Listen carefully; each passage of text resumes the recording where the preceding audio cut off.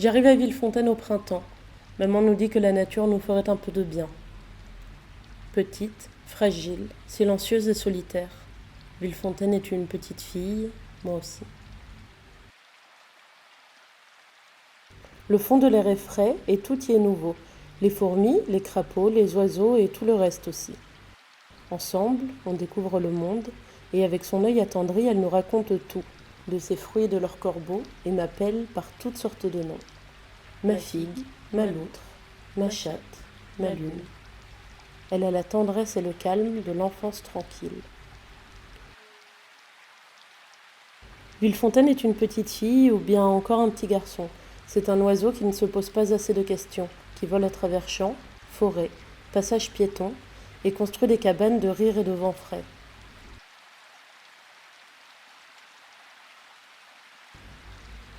Et puis vient l'été, le temps est long et on crève de chaud.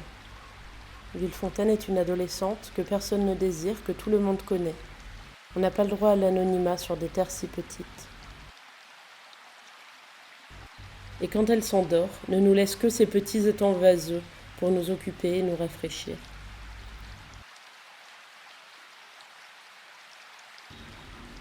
Villefontaine, ville dortoir, ville béton, ville fleurie, ville forêt, ville ouverte et pourtant loin du monde. Bloc de béton et rien autour. C'est une maison, une prison, un terrain vague, dont on a fait un terrain de jeu. C'est un non-lieu que l'on traverse mais que l'on ne regarde jamais. C'est une adolescente que personne ne désire, que tout le monde parcourt sans inquiétude, en rond, en long, en large et en travers, les pieds dans la terre et la boue fatiguée des chemins de campagne. Elle avait la bouche en figue, les seins en colline, les jambes en autoroute, et c'était dans son cœur qu'habitait la violence, son cœur de béton et de parking à l'asphalte brûlant.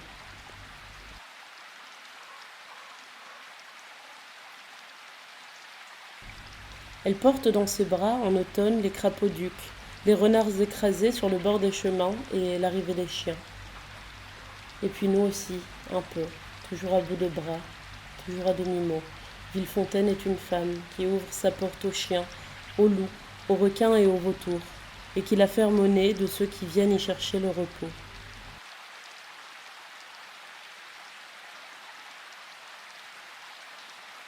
Villefontaine est une femme pour qui rien n'est sacré, qui laisse ses figues moisir à la proie des enfants mal élevés. Villefontaine est une mère qui ne voulait pas l'être, et c'est contre son gré qu'elle a nourri, accueilli, élevé ses chiens, plus qu'elle n'a protégé ses filles. Villefontaine est une mère qui n'a jamais trouvé les bons mots, et puis en hiver elle ne parle plus. Elle ne nous laisse que ces terres froides, de vent et de silence, et ces rues vides que l'on connaît par cœur. Chaque recoin abrite un souvenir. Sur la peau de ces rues, les stigmates de nos histoires, et sous les miennes, les fourmis qui ne cessent de grouiller. Les figues pourries tombées de l'arbre du voisin. Les mégots de nos premières cigarettes, et puis plus rien.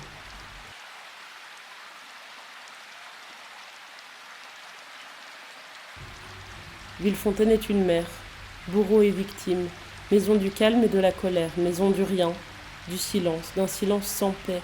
Villefontaine est une mère que j'ai quittée brusquement, sans jamais y retourner, qui me fend le cœur comme une blessure encore un peu ouverte. Villefontaine est une mère qui ne me parle pas, qui ne m'a jamais regardé dans les yeux, qui ne m'a jamais vue, ni adulte, ni apaisée. Si je suis partie de Villefontaine, Villefontaine n'est jamais partie de moi.